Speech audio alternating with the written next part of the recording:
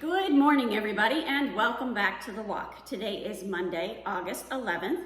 We're up to Ezekiel chapter 11, verse 14. This is known as the faith chapter in the Bible. If you have not seen the previous videos, I encourage you to go back, check those out. So Hebrews 11, verse 14 says, "For people who speak thus make it clear they are seeking a homeland.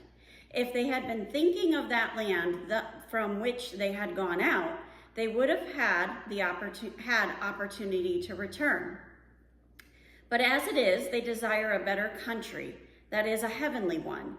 Therefore, God is not ashamed to be called their God, for he has prepared for them a city." So let's think about this. If we're constantly looking back, we're not going to be prepared for what God has in front of us. And here on earth, this is not our home. Our home is up in heaven where we're praising Jesus 24/7 and everything is absolutely perfect. That's where we're supposed to be looking. So we have to make it clear that we are seeking that homeland. We are seeking that promise. In Hebrews 11:16, for Hebrews 11:16, there was a note in the ESV Fire Study Bible which says, God is, for the phrase, God is not ashamed. Those who honor God by living as sojourners and exiles and by desiring and pursuing a better country will be honored by God, who will call himself their God. He will not be ashamed to acknowledge them as his very own children. So when God is calling you to go, you need to go. You know, I'm kind of going through that right now in my life. I am being called to go to North Carolina. I am going to North Carolina. In fact, I'm pre-recording this video, but for the date of August 11th, that's the day I leave for North Carolina. So it's very important that we're listening and we're in tune to the Holy Spirit and that we're looking forward to what's ahead. Yes, our history is important and part of our testimony, but we got to be looking ahead. The Cultural Study Bible had this to say about it. Some diasporic Jewish thinkers, such as Philo, spoke of heaven rather than earth as the home of the righteous. The author of Hebrews, however, looks for the future experience of the city, the New Jerusalem. So, you know, we could be relating this to heaven, but we could also be relating it to that New Jerusalem. Verse 17, by faith, Abraham, when he was tested, offered up Isaac, and he who had received the promises was in the act of offering up his only son. ESV, or Cultural Study Bible, had this to say, God accepted Abraham's faith in Genesis 15:6, but it was still limited. It grew over the years of walking with God. The offering of Isaac, after years of waiting for the promise of his son, was Abraham's ultimate test of faith. Jewish readers rightly recognized this and presented Abraham's action as a model of faith.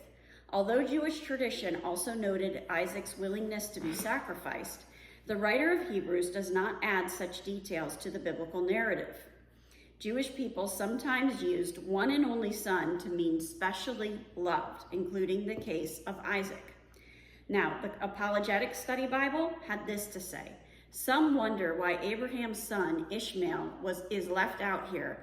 This can be explained by the fact that Isaac was the promised son and on whom the fulfillment of God's pledge of numerous descendants to Abraham depended.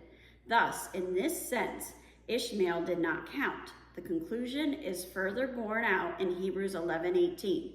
Your offspring will be called through Isaac. All right, so that brings us to verse 18.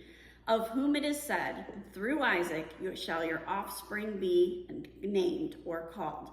So that line is coming through Abraham. Abraham completely trusted what God said. He was about to sacrifice Isaac at the instruction of the Lord, and he had full faith that God had a plan. There was something that was going to happen there. Now, he probably didn't know a ram was going to get caught in a bush and that the ram would be provided as the sacrifice.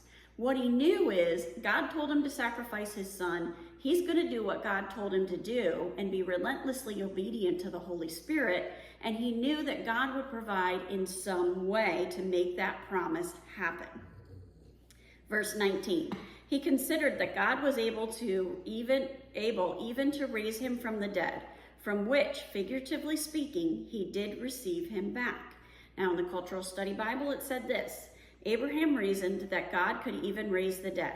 Abraham said that he would return with his son and told Isaac that God would provide the offering. By now, his faith was so strong that he understood that even if he carried out God's instructions, God would restore his son and fulfill the promise God had, after all, promised that his descendants would be reckoned through Isaac. Okay, that's some serious faith. That's some serious faith. You know, you've been told that you're going to have your descendants are going to be as big as the stars in the sky. You have just this one son. You've been told that that line is going to happen through that son, and now you're being told to sacrifice this son, and he's never even had kids. And you're thinking, and you know, Abraham's probably thinking, how is this going to work? But he knew God. He knew that God was God and that God can make the impossible possible. And that's what God does every day. He can do it in my life. He can do it in your life. I know he's done it in my life over and over and over again. And that's part of what builds your faith, is recognizing what God has already done and being ready to act on what he's told you to do. Have a wonderful day. God bless, and keep walking the walk.